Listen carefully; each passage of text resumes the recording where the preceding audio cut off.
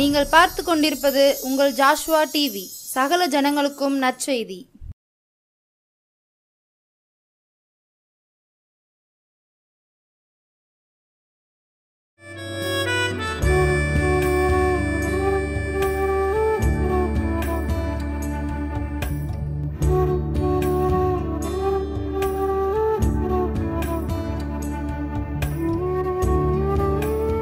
Joshua TV நேயர்களுக்கும் இயேசு கிறிஸ்துவின் அன்பின் வாழ்த்துதலை தெரிவித்துக் கொள்கிறோம்.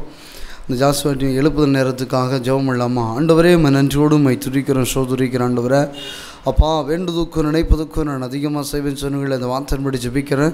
உங்கள் தெய்வீக பிரசன்னத்து வல்லமை அபாயங்களை மூடுவதாக. அப்பா, இஸ்ரவேலில் கர்த்தருடைய வல்லமை வெளிப்பட்டது போல பிள்ளைகளோடு வெளிப்படுவதாக.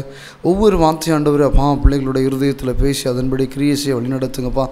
இம்மட்டும் காத்த அபிநேசரே துதிக்கிறோம்பா, இனியும் காத்து வழி நடத்துங்க. ஏசு கிறிஸ்துவின் ஜெபிக்கிறோம் நல்ல பிதாவே, ஆமென்.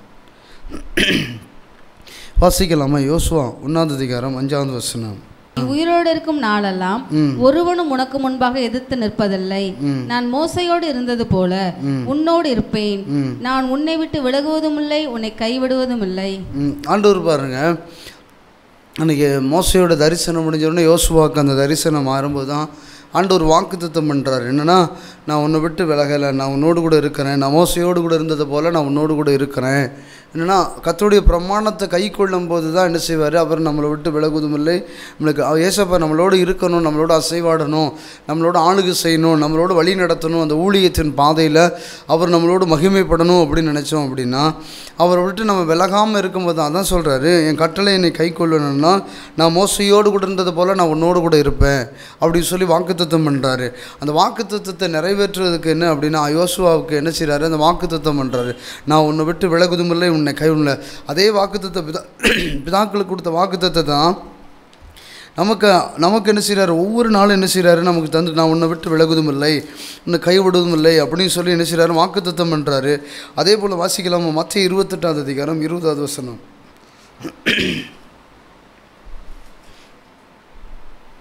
நான் உங்களுக்கு கட்டளையிட்ட யாவையும் அவர்கள் கை கொள்ளும்படிக்கு அவர்களுக்கு உபதேசம் பண்ணுங்கள். பாருங்க, நான் உங்களுக்கு கட்டளையிட்டபடி யாவையும் அவர்கள் கை கொள்ளும்படி அவர்களுக்கு உபதேசம் பண்ணுங்கள். இதோ உலகத்தின் முடிவு பரியந்தம், இதோ உலகத்தின் முடிவு பரியந்தம் சகல நாட்களிலும் நான் உங்களோடனே கூட இருக்கிறேன். நான் உங்களோடு கூட இருக்கிறேன்.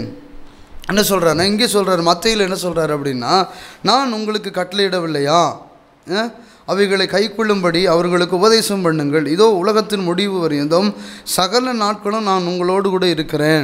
ஆண்டவர் என்ன சொல்கிறாரு, நம்மளை எதற்காக முன்குறித்திருக்கிறாரோ, என்ன நோக்கம் வைத்திருக்கிறாரோ அந்த நோக்கத்தை என்ன செய்யணும், நம்ம செய்கிற ஊழியத்தையும் நம்ம செய்கிற கனமான ஊழியத்தையும் அந்த யோசுவாவுக்கு வாக்குத்தத்தம் பண்ணுறாரு. நான் மோசையோடு கூட இருந்தது போல் நான் உன்னோடு கூட இருக்கிறேன், நான் உன்னை விட்டு விலகுதுமில்லை, உன்னை கைவிடும்னு சொல்லி வாக்குத்தத்தம் பண்ணுறாரு. அவர் நம்மளோடு விலகாமல் இருக்கணும், அவர் நம்மளோட வழி நடத்தணும், அவர் நம்மளோட ஆளுகை செய்யணும் அப்படின்னு நினச்சி. அப்போ ஆண்டவருடைய கட்டளை கைக்கொள்ளும். அதான் சொல்றாரு, ஆகையால் நீங்கள் புறப்பட்டு போய் சகல ஜாதிகளுக்கும் சீசர்களாக்கி பிதா குமார பரிசுத்த ஆவியின் நாமத்தினாலே அவர்களுக்கு ஞானஸ்தானம் கொடுங்கள் அப்படி சொல்லி மத்தேயு 28:19 சொல்லப்படுறது. அப்போ ஆண்டவர் நம்ம எதற்காக முன்குறித்திருக்கிறாரோ அந்த திட்டத்தை நம்ம நிறைவேற்றும் போது தான் என்ன செய்வார், அவர் நம்மளுடைய மோசையோடு கூட இருந்தது போல், யோசுவாவோடு இருந்தது போல், அதே போல் தான் அன்றைக்கி சீசர்களோடு இருந்தது போல தான் நம்மளோடு இருக்க அவர் சித்தமுள்ள தேவனாக இருக்கிறாரு. அவர் சித்தத்தை நிறைவேற்றுறதுக்கு தான் என்ன செய்கிறார் ஆண்டவர், நம்மளை ஒவ்வொருவரையும் என்ன செஞ்சுக்கிறாரு, முன்குறித்திருக்கிறாரு. அவர் திட்டத்தை என்ன செய்யணும், உலகத்திற்கு என்ன செய்யணும், பறைசாற்றணும், அவருடைய காரியங்களை நிறைவேற்றுறதுக்கு என்ன செய்யணும், திறப்பில் நிற்க. அதுக்கு தான் என்ன செய்கிறாரு ஆண்டவர், உங்களை என்ன செய்கிறாரு, முன்குறித்து. அதான் மத்தேயுல சொல்றது பாருங்க, நான் உனக்கு கட்டளையிடவில்லையா, நான் உனக்கு கட்டளையிடவில்லையா. எதுக்காக கட்டளையிடுறாரு அப்படின்னா, அவர் திட்டத்தை நிறைவேற்றுறதுக்கு தான் என்ன செய்கிறாரு. அதான் நான் உலகத்தின் முடிவு பண்ணி இந்த சகல நாட்களும் நான் என்ன செய்வேன், நான் உன்னோடு கூட இருப்பேன் அப்படின்னு சொல்கிறார். மத்தேயு யாத்திராகமம் 13:22. பகலிலே மேக ஸ்தம்பமும் இரவிலே அக்கினி ஸ்தம்பமும் ஜனங்களிடத்திலிருந்து விலகி போகவில்லை. பாருங்க, அவர் சொல்றாரு பாருங்க, பகலிலே அக்கினி சம்பமும் என்ன செய்கிறாரு,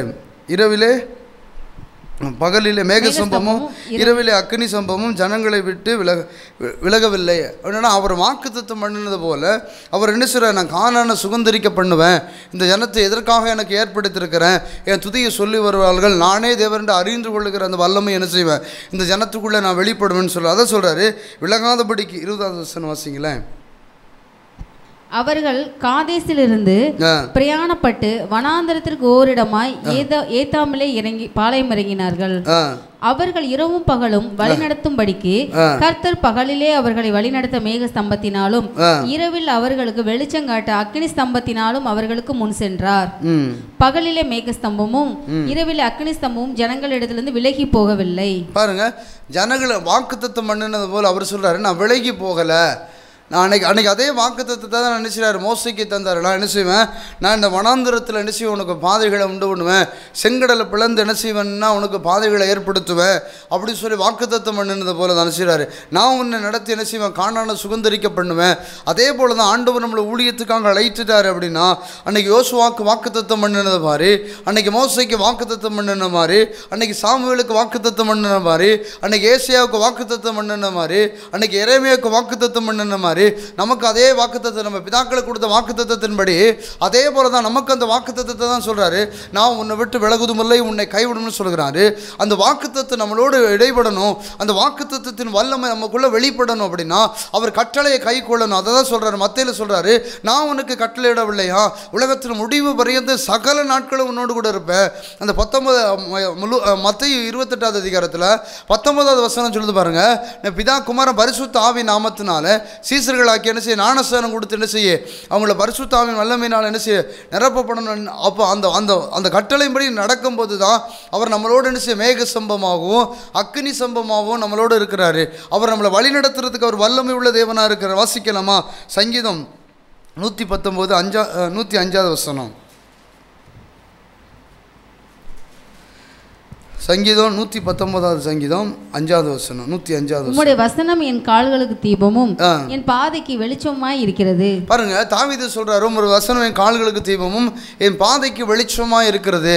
அப்போ நம்ம என்ன அப்படின்னா, கர்த்தருடைய வார்த்தைக்கு கீழ்ப்படிஞ்சு நடக்கணும்னா அவர் வசனத்துக்கு நம்ம கட்டுப்பட்டு நடக்கும்போது தான் ஒரு வசனம் கால்களுக்கு தீபமும் பாதைக்கு வெளிச்சமாக இருக்குன்னு தாவீது சொல்றாரு. அவருடைய வார்த்தைக்கு நம்ம கீழ்ப்படிஞ்சு நடக்கும்போது தான் அவர் நம்மளோடு கூட, அதை சொல்றாரு, மோசையோடு நான் இருந்தது போல நான் உன்னோடு கூட இருப்பேன்னு சொல்லி யோசுவாக்கு வாக்குத்தத்தம் பண்றாரு. அதே போல தான் தாவீது சொல்றாரு, யுத்தம் பண்ணும் போதெல்லாம் என்ன செய்றாரு, அவர் சமூகத்தில் போய் அமர்ந்திருக்கிறாரு. அவர் சொல்றாரு, நான் எங்கே போகணும், நான் என்ன செய்யணும், யுத்தம் எப்படி பண்ணணும், எத்தனை பேர் எந்த பக்கம் அனுப்பணும், எத்தனை பேருக்கு பட்டயத்தை கொடுக்கணும், எத்தனை பேருக்கு ஈட்டி கொடுக்கணும், எத்தனை பேருக்கு கேடயத்தை கொடுக்கணும்னு சொல்லி ஆண்டவர்கிட்ட கேட்கும்போது ஆண்டவர் தெளிவாக சொல்றாரு, நீ அமர்ந்திருந்து பாரு, நானே தேவன் என்று அறிந்து கொள்ளுகிற வல்லமை நான் உணர்ந்து வெளிப்படுத்துவேன்னு சொல்றாரு. அதே போல தான் ஆண்டவர் சமூகத்தில் நம்ம உட்கார்ந்து, ஆண்டவரே நாங்கள் என்ன செய்ய சித்தமாக இருக்கிறேன், பவுல் வனாந்தரத்தில் தொடரும்போது தான் என்ன செய்கிறாரு, பலவீனம் வரும்போது தான் நான் என்ன செய்ய சித்தமா, நீர் தான் அந்த இயேசுவா, முள்ளில் உடைக்க கடினம் இல்லையா அப்படின்னு சொல்லி இயேசுப்பா பார்த்து கேட்கிறாரு. அப்போ தான் நீர் தான் அந்த இயேசுவா அப்படின்னு சொல்கிற மாதிரி தான் நம்ம வாழ்ந்துட்டு இருக்கிறோம். அதுக்கு முன்னால் கர்த்தருடைய வார்த்தைக்கு கீழ்ப்படிஞ்சு நமக்கு வாக்குத்தத்தம் கொடுத்து தான் என்ன செய்கிறாரு, அந்த ஊழியத்தின் கனமான ஊழியத்துக்கு அழைக்கிறாரு. நமக்கு அந்த வாக்குத்தத்தம் பண்ணி தான் என்ன செய்கிறாரு, தேவ திட்டத்துக்கு அழைக்கிறார். நான் உன்னை இப்படிலாம் நடத்துவேன், நான் இப்படிலாம் உன்னை வழி நடத்துவேன், அன்னைக்கு நான் மோசையோடு கூட இருந்தது போல் நான் உன்னோடு கூட இருப்பேன், நான் யோசுவாவை நடத்துனது போல் நான் உன்னோடு கூட நடப்பேன், அந்த காளையப்பை நான் நடத்துனது போல் நான் என்ன செய்ய உன்னை நடத்துவேன், கிதியோன் நடத்துனது போல ஒன்று நடத்துவேன் அப்படி சொல்லி தான் என்ன செய்கிறாரு, நம்ம வாக்குத்தத்தம் பண்ணி தான் என்ன செய்கிறாரு, நம்ம வாக்குத்தத்தத்தை என்ன செய்கிறாரு, நம்ம வேதத்தின் மொழி நம்மளோட பேசுகிறாரு. அதான் தாவீது சொல்கிறாரு, உங்களுடைய வசனம் என் கால்களுக்கு தீபமும் பாதைக்கு வெளிச்சமாக இருக்கிறது. அந்த வசனத்து மொழி தான் ஆண்டவர் நம்மளோட பேசுகிறாரு.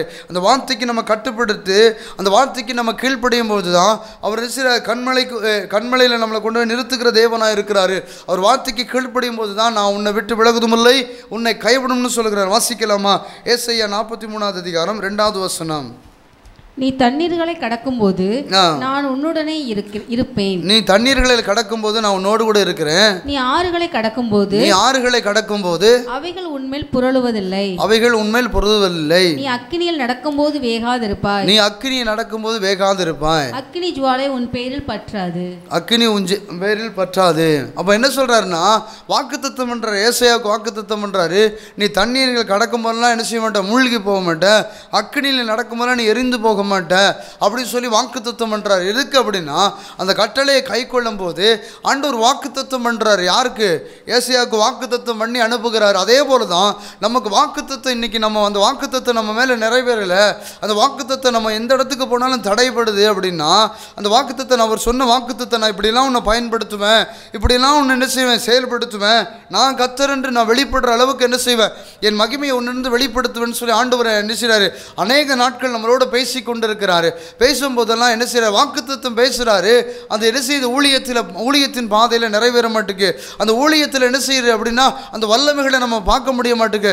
அவர் நமக்கு வாக்குத்தத்தம் பண்ண வாக்குத்தத்தெல்லாம் என்ன செய்ய மாட்டுக்கு, நிறைவேற மாட்டுக்கு அப்படின்னு சொல்லி நம்ம என்ன செஞ்சுக்கலாம், சோர்ந்து போய் உட்கார்ந்துருக்கலாம். அதான் சொல்கிறாரு, வாக்குத்தத்தத்தை என்ன பண்ணுறாரு அப்படின்னா தெளிவாக சொல்கிறார் பாருங்க. அந்த மோசையோட தரிசனம் நிறைவேறின உடனே யோசுவா கிட்ட சொல்கிறாரு, வலதுபுறமும் இடதுபுறமும் சாயாதபடிக்கு என்ன செய்ய அப்படின்னு சொன்னால் இந்த புஸ்தகத்தை தியானிச்சுக்கிட்டே இருன்னு சொல்லுகிறாரு. என்ன சொல்கிறார், என் கட்டளையை கை கொள்ளுவேன்னா நான் மோசையோடு கூட இருந்தது போல நான் உன்னோடு கூட இருக்கிறேன்னு சொல்கிறாரு. அப்போ ஆண்டவருடைய வேதத்தை நம்ம தியானித்து நம்ம உட்காரும் போது அதான் சொல்கிற வேதத்தில் தெளிவாக சொல்கிற மனுஷ அப்பத்தனை மாத்திரமல்ல தேவன் வாயிலிருந்து பிறக்கிற ஒவ்வொரு வார்த்தையிலும் என்ன செய்வான் பிழைப்பான்னு சொல்லி வேதத்தில் எழுதப்பட்டிருக்குது. அதே போல தான் நம்ம அந்த வேதத்தை தியானிக்கும் போது இதுதான் வழின்னு சொல்லி என்ன செய்ய அவர் போதித்து நடத்துகிற என்ன செய்ய கடவுளாக இருக்கிறாரு. அதே போல தான் சொல்கிறார், தாவீது சொல்கிறாரு, தாவீது தெளிவாக சொல்கிறாரு, உம்முடைய வசனம் என் கால்களுக்கு தீபமும் என் பாதைக்கு வெளிச்சமாக இருக்குது. அப்போ நம்ம ஊழியத்தின் பாதையில் வெளிச்சம் உண்டாகணும்னா அந்த வேத வசனம் நமக்குள்ள கிரியையில் நடப்பிக்கணும். அந்த வேத வசனத்தின் படி என்ன செய்யணும், அவர் கட்டளை நம்ம கொடுத்தபடி அவர் கொடுத்த கட்டளையின்படி என்ன செய்யணும், நம்ம நடக்கணும். அதான் வாக்குத்தத்தம் பண்ணுறாரு. மத்தேயு 28வது அதிகாரத்தில் சொல்கிறாரு, நீங்கள் என்ன செய்யுங்க, சகல சிருஷ்டிகளுக்கும் சுவிசேஷம் அறிவித்து சீசர்களாக்கி என்ன செய்யுங்க, பிதா குமாரன் பரிசுத்த ஆவி நாமத்தினால ஞானஸ்தானத்தை கொடுங்க அப்படின்னு சொல்கிறாரு. நம்மளோட வாழ்க்கையில் நம்ம அப்படி அவர் கட்டளையை கை கொள்கிறோமா? இன்றைக்கி என்ன செய்கிறோம், நம்ம தான் உபதேசம் பண்ணுறோம். நம்ம உபதேசம் பண்ணுறவங்களை என்ன செய்யணும், உருவாக்கி இருக்கிறோமா? இன்றைக்கி நம்ம என்ன செஞ்சுருக்கிறோம், அப்படிப்பட்ட என்ன செய்ய வேத பண்டிதர்களை உருவாக்கி இருக்கிறோமா, அப்போஸ்தலர்களை உருவாக்கி இருக்கிறோமா, திக்கதரிசிகளை உருவாக்கி இருக்கிறோமா? அன்றைக்கி எருசலேம் சபையில் சீசர்கள் தொகை பெருகிட்டுன்னு சொல்லி வேதத்தில் வாசிக்கிறோம். இன்றைக்கி நம்ம சபைகளில் நம்ம பார்க்குறோமா, சீசர்கள் தொகையில் பார்க்குறோமா, பாஸ்டரை பார்க்குறோமா, இல்லை மிஷினரியை பார்க்குறோமா, இல்லை அப்போஸ்தலர்களை பார்க்குறோமா, நம்ம தீர்க்கதரிசிகளை பார்க்குறோமா? இன்றைக்கி என்ன செய்ய தேடி பிடிச்சா கூட என்ன செய்ய கண்டுபிடிக்க முடியல. அதான் சொல்கிறாரு, அறுப்பணைங்க வேலை நாட்களோ குறைவு, அதுக்காக என்ன செய்யுங்க வேண்டிக் கொள்ளுங்கன்னு சொல்கிறாரு. என்ன செய்ய, அறுப்புக்காக என்ன செய்யுங்க வேண்டிக் கொள்ளுங்கன்னு சொல்லி வேதத்தில் தெளிவாக சொல்லப்படுகிறது.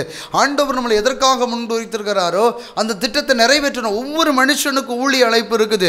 அந்த தரிசனம் வைக்கப்பட்டிருக்குது. அவுக்குள்ள சொல்கிறாரு தெளிவாக, கடந்தோடுகிற வாசிக்கும்படி என்ன செய்ய தீர்க்கமாக பலகைகள் எழுதுன்னு சொல்கிறாரு. எதுக்கு பலகைகள் எழுதுன்னா, நீ மறந்துட்டேன்னு சொல்லிடக்கூடாது. இன்றைக்கி அதே பலகை என்ன செய்கிறாரு, அந்த வேத புஸ்தகத்தை நம்ம கையில் கொடுத்துருக்குறாங்க. எதுக்கு அப்படின்னா, நான் தரிசனம் இல்லை, எனக்கு தரிசனத்தை பற்றி தெரியாதுன்னு சொல்ல முடியாது.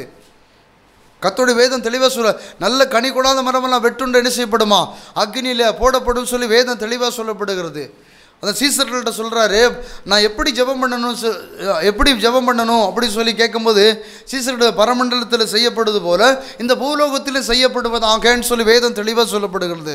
அப்போ பரமண்டலத்தில் தூதர்கள் செய்கிறாங்க, இந்த பூலோகத்தில் யார் செய்ய முடியும்? இந்த கனமான ஊழியத்தை, ஆண்டவர் நாமத்தை யார் பறைசாற்ற முடியும்? ஆண்டோடைய திட்டத்தை யார் நிறைவேற்ற முடியும்?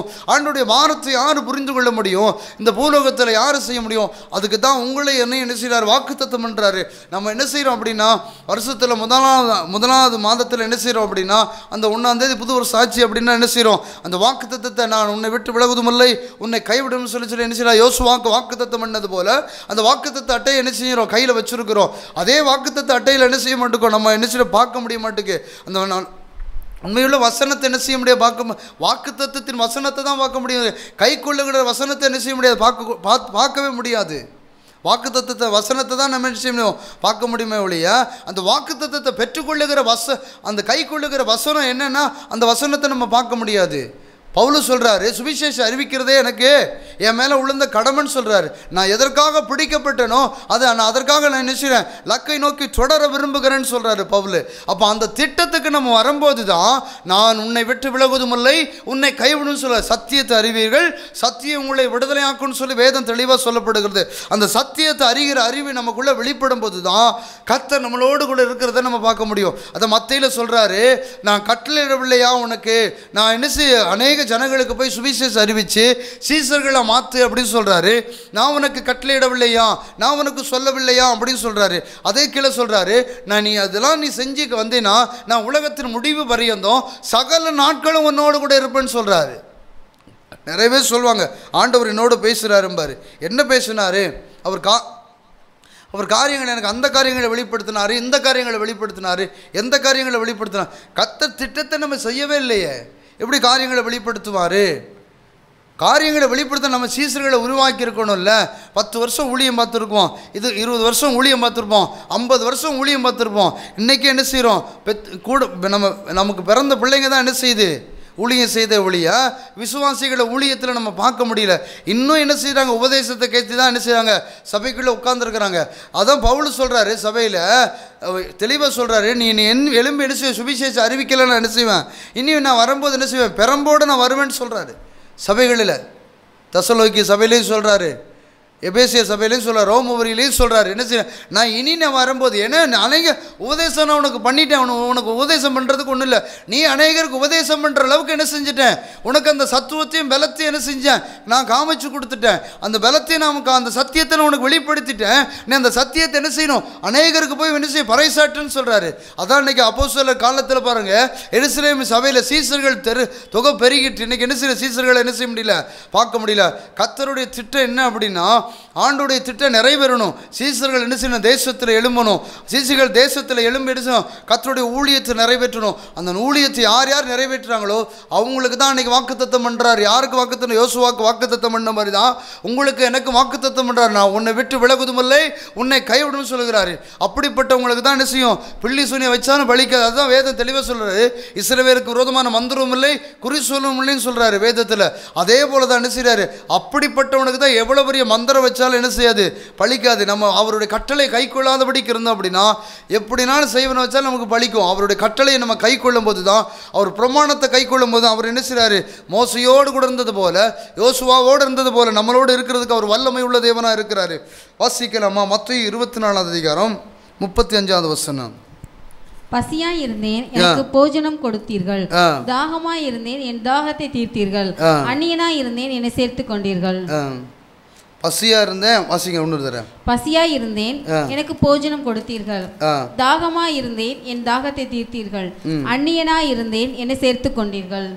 பாருங்க, பசியா இருந்தேன் என்ன செஞ்சானு, போஜனம் கொடுத்தாங்களா. அப்போ ஆண்டவர் என்ன அப்படின்னா, அவருடைய தாகத்தை புரிந்து கொள்ளுகிற மனுஷன் என்ன செய்யணும், வேணும். வாசிங்க, அது கீழே வாசிங்க. மத்தேயு 24:35. வானம் பூமியும் ஒளிந்து போம், என் வார்த்தைகளோ ஒளிந்து போவதில்லை. பாருங்க, அவர் சொல்றாரு, வானம் பூமி ஒளிந்து போனாலும் என் வார்த்தை என்ன செய்யாது, ஒளிந்து போகாது. நமக்கு வாக்குத்தத்தம் பண்றாரு, ஒவ்வொரு மனுஷனுக்கும் வாக்குத்தத்தம் பண்றாரு. என்னன்னா, வானம் பூமி ஒளிந்து போனாலும் என்ன செய்ய, என் வார்த்தைகள் என்ன செய்யாது, ஒளிந்து போகாதுன்னு சொல்லி இது வேதத்தில் தெளிவாக சொல்லப்படுகிறது. ஆண்டவர் நம்மளை எதற்காக முன்குறித்திருக்கிறாரோ, என்ன திட்டம் வைத்திருக்கிறார், அந்த திட்டத்துக்கு நம்ம செயல்பட்டு போகும்போது அதான் உலகத்தின் முடிவு வரைந்தையும் சகல நாட்களும் நான் உன்னோடு கூட இருக்குன்னு சொல்லுங்க. நமக்கு வாக்குத்தத்தம் பண்ண ஒவ்வொரு வாக்குத்தத்தம் என்ன செய்யுது, நம்ம வாழ்க்கையில் நிறைவேறணும். நம்ம வாழ்க்கையில் நிறைவேறணும், பரிபூர்ண ஆசீர்வாதத்தை பெற்றுக்கொள்ளணும் அப்படின்னா அவர் திட்டத்துக்கு நம்ம ஒப்பு கொடுக்கும்போது அவர் நம்மளை விட்டு விலகாது இருப்பார். ஏசப்பா நம்மளை விட்டு விலகாமல் இருக்கணும் அப்படின்னா அவர் கட்டளையை நம்ம கை கொள்ளும் போது தான். அன்றைக்கி பாருங்கள், இன்றைக்கி அநேக சபைகளில் பார்த்தோம், நான் தான் அப்படின்னு நிற்கிறாங்க. கர்த்தர் என்ன செய்யறார், எல்லாத்தையும் அழைத்திருக்கிறாரு. இன்றைக்கி அழைக்கப்பட்ட அநேகர், தெரிஞ்சு கொள்ளப்பட்ட சிலர், நீ என்னைக்கு பலிபீடத்தில் முன்னால் போய் உட்காந்துட்டியோ, நீ என்னைக்கு சர்ச்சுக்குள்ளே போய் உட்காந்துட்டியோ, நீ அழைக்கப்பட்ட பாத்திரம், நீ தெரிந்து கொள்ளப்பட்ட பாத்திரம், நீ முன்குறிக்கப்பட்ட பாத்திரம். நீ உலக தோற்றத்துக்கு முன்னே ஆண்டவர் என்ன செஞ்சுக்கிறாரு, உன்னை முன்குறிக்க போய் தான் என்ன செய்ய, இன்னைக்கு பலிபீடத்துக்கு முன்னால் உட்காந்துருக்க. அன்னைக்கு மோசையின் காலத்தில் பார்த்துக்கோ, அன்னைக்கு பலிபீடத்துக்கு முன்னால் போய் என்ன செய்ய, மோசை தான் கர்த்தருடைய வார்த்தையை பற்றி இஸ்ரவேல் ஜனங்களுக்கு இன்னைக்கு பிரயாணப்படலாம், இன்னைக்கு என்ன செய்யலாம், நன்றி பலி செலுத்தலாம், இன்னைக்கு சோத்திர பலி செலுத்தலாம், இன்னைக்கு பாவ நிவாரண பலி செலுத்தலாம்னு சொல்லி என்ன செய்யலாம், கர்த்தருடைய வார்த்தையை பற்றி இன்னைக்கு இஸ்ரவேல் ஜனத்துக்கு வெளிப்படுத்துறது போல தான் இன்றைக்கி கர்த்தருடைய வார்த்தைகளை பெற்று இன்றைக்கி அநேக ஜனத்துக்கு வெளிப்படுத்துறதுக்கு தான் ஆண்டவர் இன்றைக்கி பலிபீடத்துக்கு முன்னால் போய் என்ன செய்கிறாரு, உட்கார வச்சிருக்கிறாரு. இந்த ஆண்டவர் அதுக்காக முன்குறிக்க போய் தான் என்ன செய்கிறாரு, உங்களை என்ன செய்கிறாரு, முன்குறித்திருக்கிறாரு. ஜெபம் பண்ணலாமா? ஆண்டவரே, உம்மை நன்றியோடு உம்மை துதிக்கிறேன், சோதரிக்கிறேன் ஆண்டவரே. அப்பா, அன்னைக்கு மோசைக்கு வாக்குத்தத்தம் பண்ணீங்களேப்பா, யோசுவாக்கு வாக்குத்தத்தம் பண்ணீங்களேப்பா, காலேபுக்கு வாக்குத்தத்தம் பண்ணீங்களே, நான் உன்னை விட்டு விலகுதுமில்லை, உன்னை கைவிடும் சொல்லி வாக்குத்தத்தம் பண்ணீங்களேப்பா. அதே வாக்குத்தத்தத்தை நாங்கள் சுகந்தரிக்க ஆண்டவரேன். அந்த வாக்குத்தத்தின்படி எங்களோ விட்டு விலகாதபடி ஆண்டவரேன் வழிநடத்துகிற தேவன். அப்பா, எங்களோடு நீங்கள் வழி நடத்துங்க ஆண்டவரே. இந்த எழுப்புதலுக்காக எங்களை முன்குறித்தீங்களப்பா, நமக்கு நன்றி செலுத்துகிற. அப்பா, அந்த சேனலை பார்த்துட்டு இருக்கிற ஒவ்வொரு பிள்ளைகளுக்காக ஜெபிக்கிற ஆண்டவரே. இந்த வார்த்தையும் அநேகருடைய பிள்ளைகளுடைய இருதயத்தில் கிரியை செஞ்சு அதன்படி வழி நடக்க கிருபிச்சுங்க. அப்பா, இம்மட்டும் காத்து எபினேசரே, உம்மை துதிக்கிற ராஜா, இனி காத்து வழி நடத்துங்கப்பா. ஏசு கிறிஸ்துவின் ஜெபிக்கிறோம் நல்ல பிதாவே, ஆமென்.